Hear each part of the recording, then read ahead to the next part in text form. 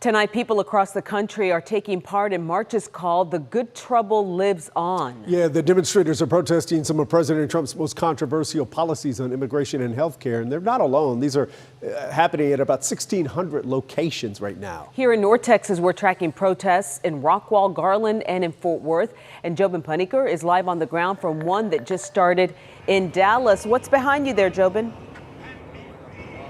Yeah, this is the Good Trouble protest, and we'll get into the significance of what that means exactly. There are protests, as you said, happening across the country. Dallas is, as you said, one of 1,600 locations across the country. I'll push to the side so you can actually see those who have gathered here. We have about 200, close to 300 people who have gathered here. They haven't started just yet.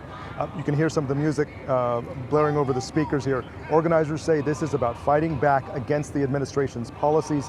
Organizers say President Trump and the administration is launching a full-scale attack on civil and human rights. They say this is not just a protest, it is a, quote, moral reckoning. They say these demonstrations across the country will show that the power still lies with the people. Several key issues that will be addressed tonight are the mass deportations, cuts to Medicaid, the drops in safety nets for the country's poorest. Now, this is being called the Good Trouble protest, words made famous by the late and longtime congressman and civil rights activist John Lewis.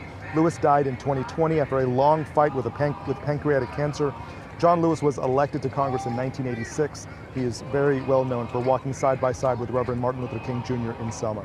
Organizers say making good trouble is about making your voice and your presence known peacefully. Organizers will remind people to keep it peaceful. We've seen DPD staged across this area to keep things going smoothly. Reporting live here in Dallas, I'm Jobin.